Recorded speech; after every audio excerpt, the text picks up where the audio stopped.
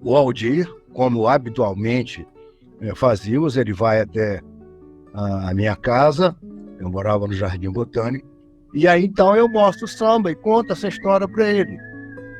Bom, ele simplesmente pega aquele tema chapliniano, projeta numa situação do Brasil naquele momento. Nós estamos numa ditadura militar, no ano de 1978, e então ele começa, através do Chaplin, contar a realidade brasileira naquele momento. A gente está falando de um momento político que estava quase explodindo tudo, né?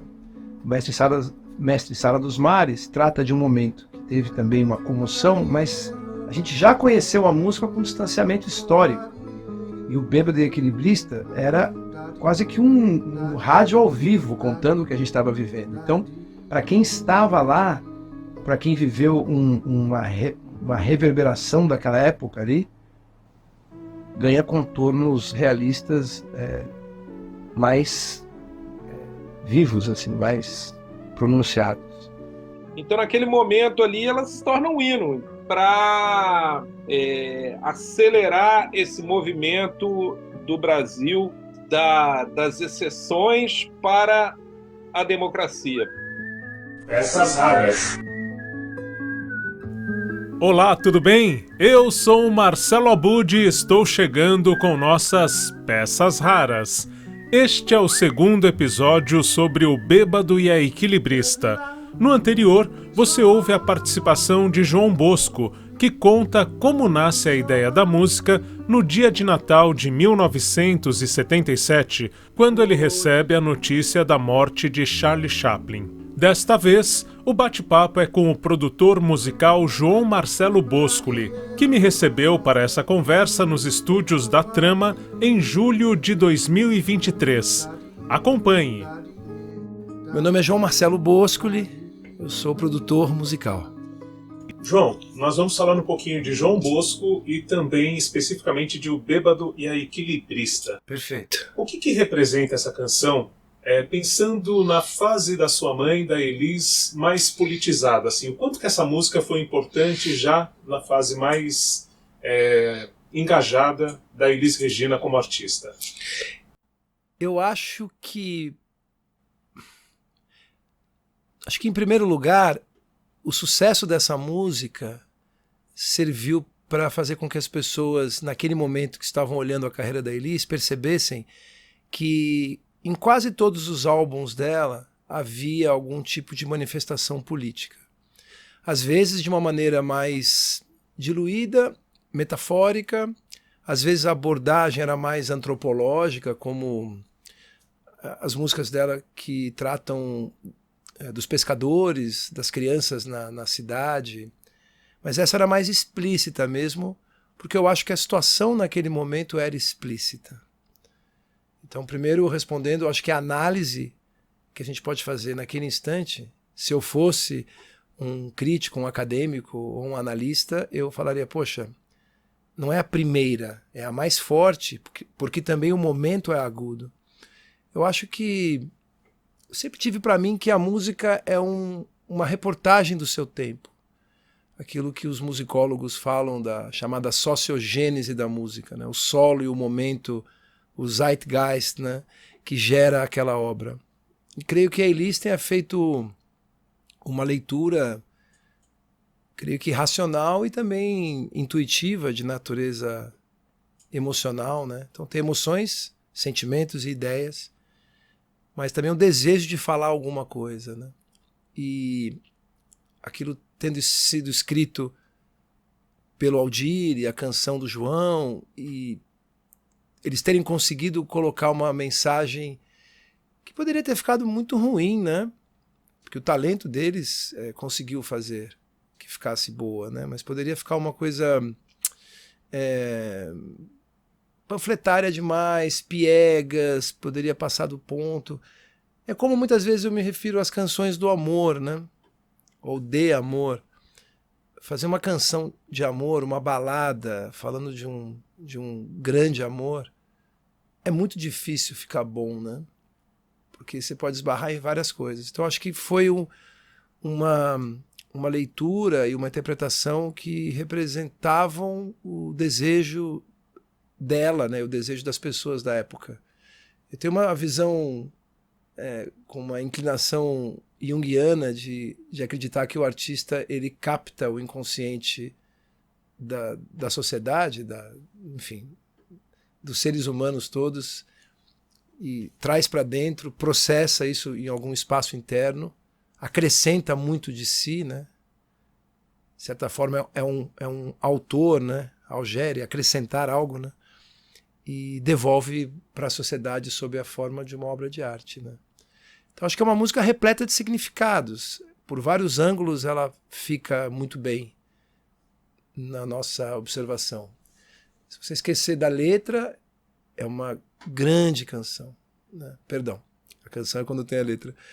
Se você esquecer da letra, é uma grande melodia, uma grande harmonia, uma grande música. E aí os versos, nossa, não dá para saber se você tem os versos vestidos de música ou a música foi vestida de versos. Ficou algo muito, muito misturado ali. Você não sabe onde começa o trabalho de um e termina o de outro. Então tudo muito, muito inspirado, né? Eles também captaram o espírito da época. Eu acho que ela sentiu isso, né? É importante a gente lembrar que é uma artista já de 33 anos, muito nova para os padrões de hoje, as pessoas acham, mas que já estava com quase 20 anos de carreira, né? Ou cerca de 20 anos de carreira. Se considerarmos as primeiras idas ao Clube do Guri, os prêmios e tal. Então, um momento mágico, eu acho que da vida dela, da vida do país, e a música permanece, né? Porque é uma música que a gente também já se cansou de ouvir, entre aspas, né? Você vai nos lugares, as pessoas tocam muito, né? Seja em karaokê, seja em bares com música ao vivo, e aí o cantor ou a cantora caía, aí um monte de gente ali começa a cantarolar. Realmente é uma força muito grande que essa gravação, que essa composição tem. E João, o João Bosco, pelo que eu li até no livro sobre a Elis, foi o segundo compositor mais gravado por ela, né? Quanto que essa música especificamente, em relação a outras que ela gravou do João, tem um peso na carreira da Elis? Eu acho que quando a Elis descobriu o João e o Aldir, tem aquele lance, né? A Elis tinha 27 anos, né? E eles eram novos também. Então, é tipo, você descobriu uma nova mina, né? Você descobriu uma fonte, né? Ali no meio da mata e tal. E ela foi gravando, e aí, claro, você não toma um susto igual duas vezes, né? Você vai convivendo, vai gravando, vai convivendo, vai gravando, vai experimentando e tal. E aí, claro, né? Fica a cada dia, sobretudo com uma pessoa como a Elis, que vivia buscando novas coisas, novos caminhos, tinha uma agitação, né, na alma, né, vontade de fazer outras coisas, uma sede por novidades. Eu acho que com o passar dos anos você já estabelece, né, uma expectativa, né, mútua, né? Quem compõe manda e fala, nossa, o que será que ela vai fazer com essa música? E quem está para receber a música, nossa, será que eles vão mandar aquela? E aí, depois de acertar tantas músicas, eles aparecerem com essa música. Estou trocando em miúdos. Se eles tivessem apresentado essa música na manhã do relacionamento deles, tudo bem, mas já era no período da tarde, né? Então, foi realmente, eu acho que uma surpresa para ambos, né? E uma música complexa, de melodia longa, letra também longa, com pouquíssimas repetições, e foi um sucesso fora do comum, né? Muitas pessoas que estudam, né? Já ouvi isso de vários acadêmicos de instituições importantes, acadêmicas. Poxa, essa música ajudou a antecipar a abertura. E aí eu falei, olha, eu acho que sim, mas ela é parte do processo, né? A Elis não era uma extraterrestre que chegou e viu uma situação e lançou uma música. Ela fazia parte daquela população que estava profundamente insatisfeita, né? Então eu acho que ela realmente, o João e o Aldir e ela, e os arranjos do César Mariano e tudo, a gravação, eles capturaram o que as pessoas estavam sentindo. Se existe um inconsciente coletivo, naquele instante ele foi lido e foi traduzido.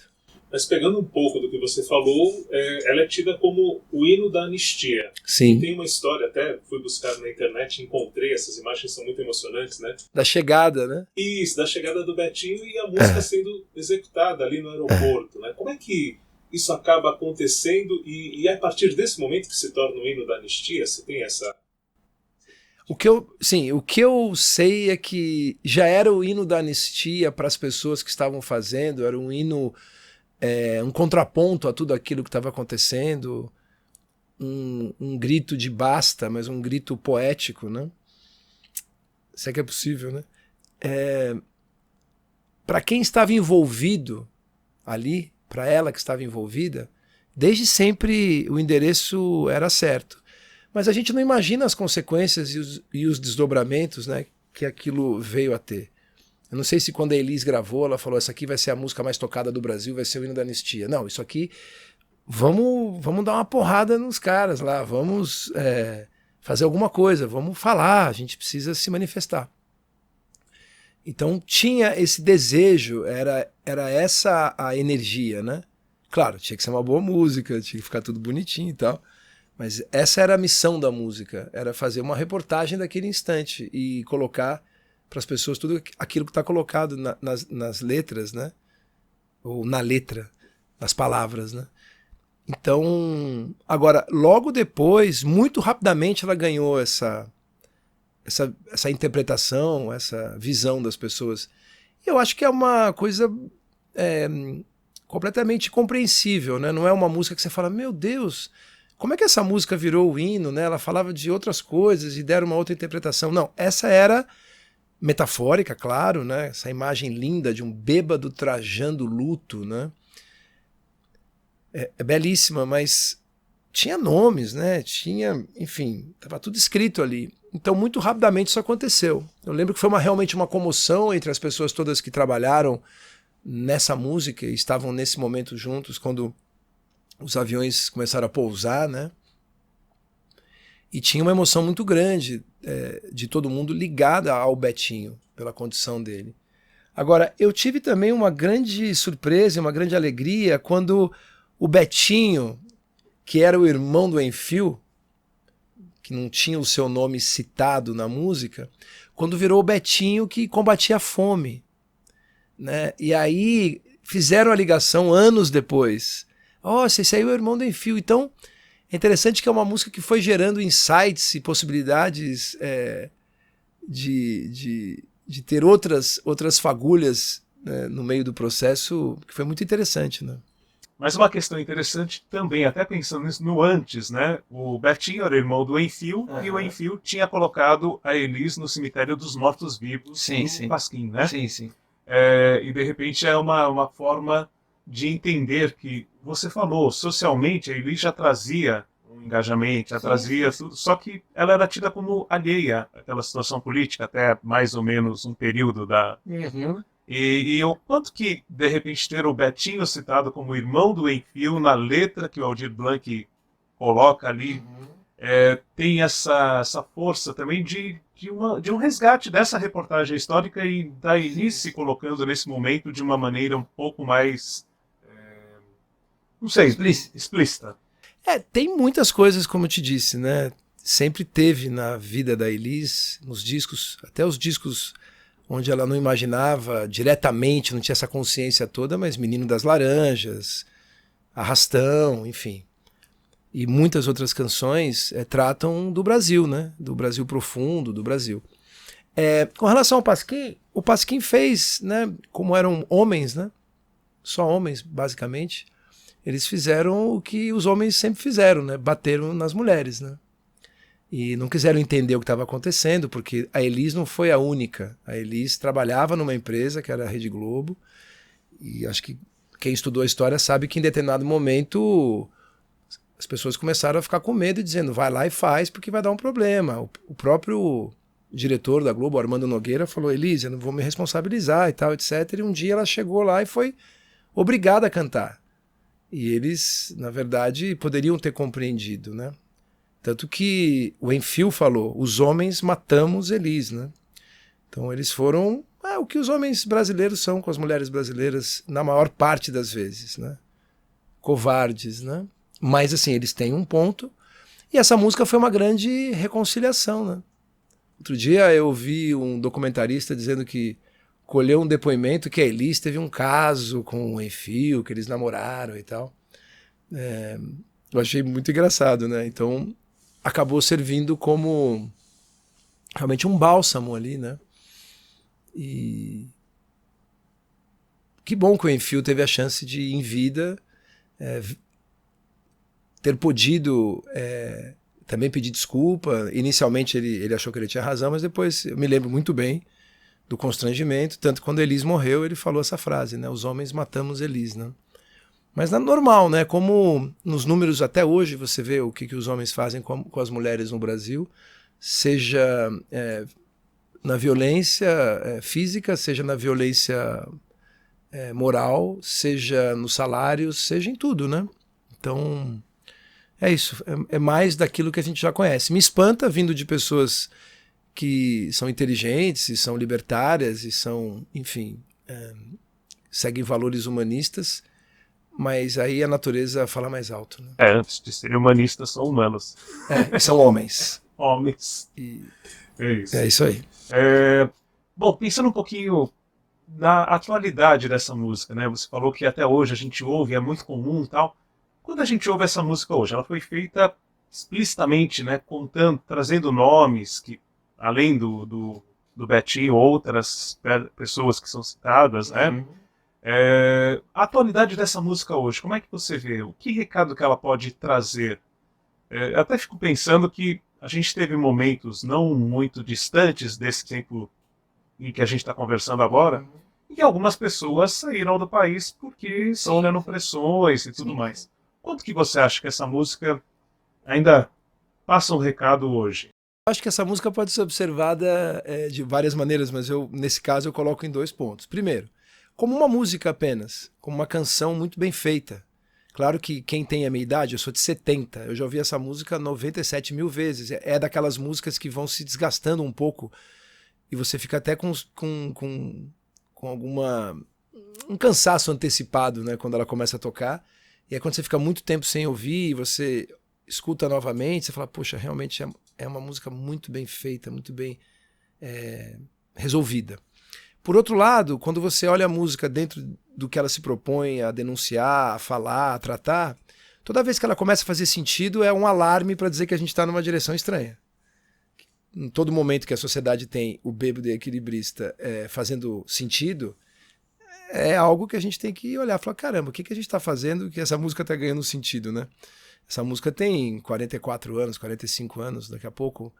Então eu acho que ela pode funcionar apenas como uma canção e também como um alarme musical, né? Se ela está fazendo sentido, vamos observar o que está acontecendo na sociedade, né? Ela e algumas outras, mas ela especialmente. Pensando no João Bosco, e acho que automaticamente a gente pensa no João com Aldir, né? Nas composições feitas para eles, que outras músicas você tem assim em mente que você considera que são importantes para passar alguma mensagem, para que a gente tenha, pensando em cidadania, pensando nas questões sociais, tem outras músicas do João Bosco e do Aldir que a Elis gravou que você considera que a gente... Assim, sim, acho que Mestre Sala dos Mares também trata de um momento histórico interessantíssimo, né? O Rancho da Goiabada, né? Que trata dos trabalhadores. Nossa, uma pessoa que sonha com uma goiabada, né? Sonha com uma mulher ou uma companheira cuidando dele. Eu acho que, cara, Aldir Blanc é um assunto seríssimo, né? Seríssimo. É dos maiores letristas que podemos encontrar no Brasil, né? Em todos os tempos, né? Então, eu acho que é raro você pensar numa música que não tenha isso, né? Claro, Dois Pra Lá, Dois Pra Cá trata de algo íntimo, de alguém com aquele frio, né? Aquele medo, o band-aid no calcanhar, mas também trata do Brasil, né? Você está falando do uísque com guaraná, é Brasil demais isso, né? O band-aid no calcanhar, quer dizer, aquele... Você cria, né, através da letra do Aldir, você cria um cenário assim, e de repente vem um dado real, né? Como se estivesse num sonho e desse uma topada, assim, né? Vem um elemento, sabe? O band-aid no calcanhar não tem muito charme, né? E ao mesmo tempo, ali naquele lugar, ele coloca a canção e a mensagem da canção num outro lugar do ponto de vista de sensação, né? Então acho que quase tudo do Aldir tem alguma coisa a mais. Sempre há uma camada ali mais profunda. Claro, quando você tem altos e baixos dele e da Sueli Costa, é também um universo íntimo da briga de casal, mas do jeito que é colocado também poderia ser usado hoje como algo que denuncia violência e tal. Mas especificamente nessa sua pergunta, eu acho que o Rancho da Goiabada e Mestre Sala dos Mares, junto com o Bêbado Equilibrista, é algo assim que traz mensagens fundamentais. Agora, claro, a gente está falando de um momento político que estava quase explodindo tudo, né? O Mestre Sala dos Mares trata de um momento que teve também uma comoção, mas a gente já conheceu a música com distanciamento histórico. E o Bêbado e Equilibrista era quase que um rádio ao vivo contando o que a gente estava vivendo. Então, para quem estava lá, ou para quem viveu uma reverberação daquela época ali, ganha contornos realistas mais vivos, assim, mais pronunciados. E pensando na melodia, né, eu li que o João Bosco começou a pensar nessa música quando soube da morte do Chaplin, e aí tem a citação de Smile. Sim. Quanto que citar uma música do Chaplin nessa melodia, e depois a letra que o Aldir coloca, quanto que isso casa com todo esse momento, e a melodia, o que ela traz assim, de mensagem? Acho que, em primeiro lugar, tem a função de tocar quem está produzindo a música, quem está criando a música ali. Se você nunca soubesse que essa música foi inspirada no Chaplin, foi logo depois da morte dele e tal, você gostaria igual. Então, nesse caso, eu acho que é irrelevante, né, para a sensação final que a música causa. Porque aí não é sobre o rótulo, né, não é sobre o Chaplin, é sobre o tipo de valor e o tipo de sentimento, de ideia, de emoção que tem em comum a obra do Chaplin e aquela música inspirada na obra do Chaplin. É como se cada ser humano fosse apenas alguém que carrega e entrega para a próxima geração esse determinado grupo de sentimentos, emoções e também ideias. Então eu acho que é uma interpretação técnica que depois que tudo passa você faz e vai juntando os pontos, né?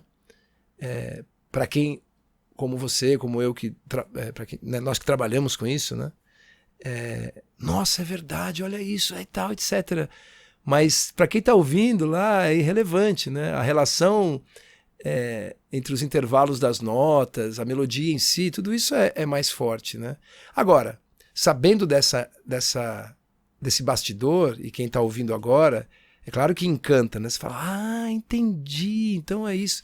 É muito legal, porque em algum momento o João citou pro Aldir, que também, acho que ali era uma pessoa que tinha assistido Chaplin quando criança, como o Aldir, e acho que a partir da conversa talvez tenha iluminado a cabeça do Aldir, ou o Aldir por si só também era uma pessoa sob o impacto da morte do Chaplin. E quando você está escrevendo, são as inspirações daquele momento ali, né? O que você está vivendo naquele instante, né? São as inspirações daquele momento. Mas tudo se casou muito bem, né?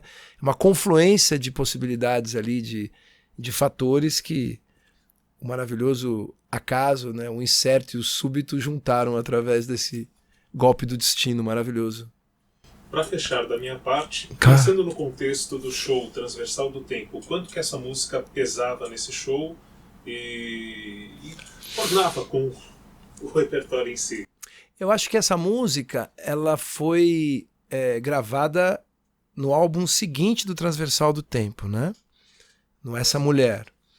E o Essa Mulher é um álbum que é muito mais solar e muito mais amplo do ponto de vista emocional, em termos de diversidade de sentimentos, que o Transversal do Tempo.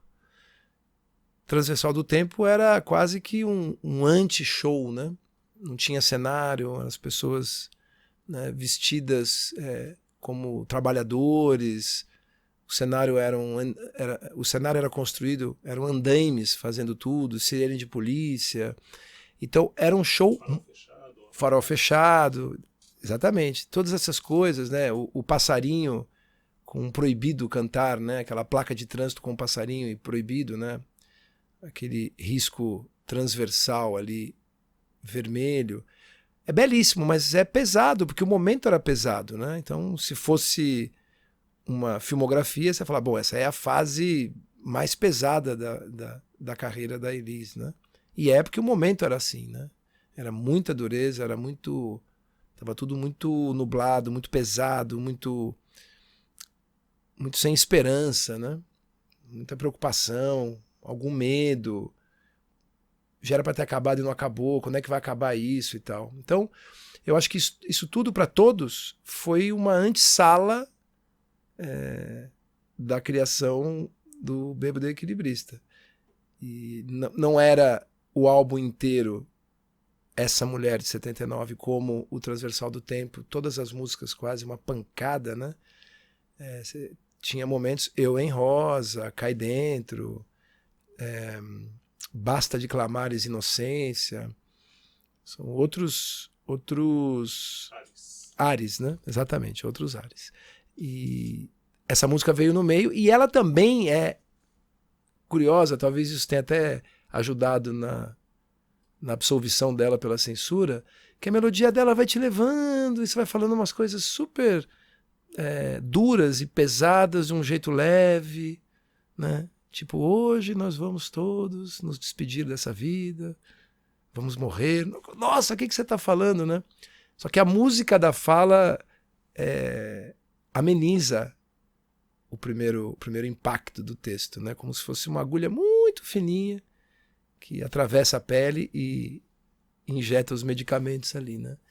Então acho que essa beleza que a composição tem, esse lirismo da composição e a prosódia do Aldir e a poesia toda, né? Tipo, né? Falando da estrela fria, o brilho de aluguel e tal.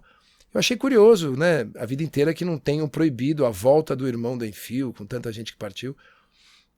Eu acredito isso, claro, alguma inteligência de quem levou. Choram Marias e Clarices e tal. E essa parte eu achei curiosa, a absolvição pela censura, né?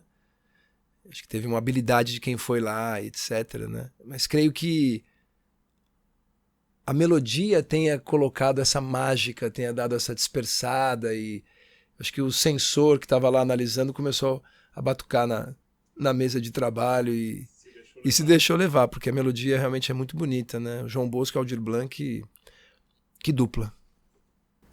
Agora deixar com você se tem alguma outra memória em relação a essa música, em relação ao João Bosco com a sua Sim. mãe, alguma coisa que você queira contar. O que me lembro do João Bosco é quando ele foi passar um tempo lá em casa, ele foi mostrar uma música ou um conjunto de músicas, não me lembro exatamente, mas acabou ficando 2 dias, né? Não, você não vai embora, você vai ficar aqui e tal, mas eu não tenho roupa. Não, a gente manda comprar uma cueca, você vai dormir aí e tal. Não vai embora não e tal. É uma relação com o compositor, né? E com a composição, com aquilo que pode vir, uma relação completamente diferente de tudo que eu conheço. Uma artista como a Elis, ela precisava degravar músicas como a gente precisa tomar água em algum momento do dia. Ou ir ao banheiro, né? A hora que você realmente quer ir ao banheiro, nada mais importa, você só precisa daquilo. Você para qualquer coisa, você sai de qualquer lugar, você precisa... É fisiológico, né? E creio que pela paixão que ela imprimia, era assim, né? Que ela lidava, né? Há casos, né, de ela achar uma música por acidente no final do lado B de uma fita, ou seja, ela ficou ouvindo um lado A inteiro sem nada, um lado B inteiro sem nada. Então isso não é uma pessoa que está a fim de gravar, é uma pessoa que precisa gravar, né? Então eu lembro dessa passagem dele em casa e sempre uma figura amorosa com a Elise, sempre pensando em som, e os dois encontravam um jeito próprio de dialogar sobre música e tinham muito respeito intelectual uns pelos outros, né? O Aldir então nem se fala, eu lembro da Elise tá indo para o teatro e parar na casa do Aldir para ver se ele estava bem. Uma vez a mãe dele também estava doente, ela parou no hospital para rezar com ela lá e tal, e ajudou muito a mãe dela. O próprio Aldir falou, eu sou ateu, mas alguma coisa aconteceu ali. O Aldir era o máximo, né? A gente indo à casa dele. Ateu, graças a Deus, né? Como diz o Daniel Gonzaga no... O Aldir era meio nessa praia, né? Eu lembro também da Elise indo à casa dele, preocupada com o fato dele comer muito pouco e dormir pouco, e tá sempre magérrimo, né? Eu lembro que a primeira vez que vi o Aldir me chamou a atenção, assim, a magreza e uma cor meio esverdeada da face dele, assim, né? De tão pouco sol. E livro. Você entrava na casa dele, cara, era um corredor de livros, assim, uma loucura. Uma relação sempre que foi muito bacana, assim, entre eles. O César Mariano também trabalhou com o João Bosco em alguns álbuns. Depois da morte da Elise, eles tocaram juntos em Montreux. Então era uma relação muito bonita entre atriz e roteirista, entre cantora e compositor, né? E o João, logo depois da morte da Elise, eu gravei com ele no álbum Comissão de Frente. Foi meu primeiro trabalho profissional. Ele foi muito generoso. Ele falou, poxa, o João tá toda hora aí. O João vem no estúdio, desde que eu me entendo por gente, o João tá aí no estúdio. Vamos deixar ele gravar. Você tá afim, João? Tô. Aí gravei lá, fiz backing vocals e gravei. Toquei percussão. Foi, pra mim, mágico. Então eu tenho ele num lugar especial do meu coração e no panteão da música brasileira, sem dúvida. Você lembra que idade você tinha quando viu o João com sua mãe a primeira vez, assim? Que eu me lembre, assim, eu tinha 4, 5 anos, assim, eu creio, né? Só ver a data do primeiro disco que eles gravaram e ver 6 meses antes, né? Eu morava aqui em São Paulo quando eu me lembro de tê-lo visto a primeira vez, na rua Califórnia, no Brooklyn. Eu me lembro também que eu falava, quando eu estava por aí e tal, já tinha mudado de lá. Onde você morava antes de vir para cá? Ah, morava na Califórnia. É mesmo? Que legal. Eu ficava quieto, né? Aí, na outra época, eu morava no Brooklyn. Nossa, no Brooklyn, né? Eu ficava quieto, né?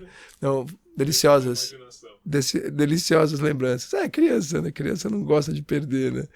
Sente uma oportunidade de contar alguma coisa que encante aos outros, né? É isso aí. Maravilha. Agradecer. Obrigado, é um prazer. E parabéns pelo seu trabalho, porque essa obra toda tem tanta coisa boa do Brasil que nossa, precisa de ser lembrada, de ser reescutada, de ser interpretada. Depois de ouvir João Bosco no primeiro episódio e João Marcelo Boscoli no próximo capítulo deste Retrato Cantado, nossa conversa é com o jornalista e pesquisador musical Silvio Essinger. Até lá! Eu fico encantado com o tipo de trabalho que você faz, porque é uma amizade que parece que as pessoas desenvolvem com a música, né? Eu sempre falava isso do Fernando Faro, né? Ele não era cantor, não era músico e, ao mesmo tempo, um dos melhores amigos que a música já teve, né? Então, esse trabalho é muita paixão, muita devoção e eu tenho muito respeito por isso. Obrigado.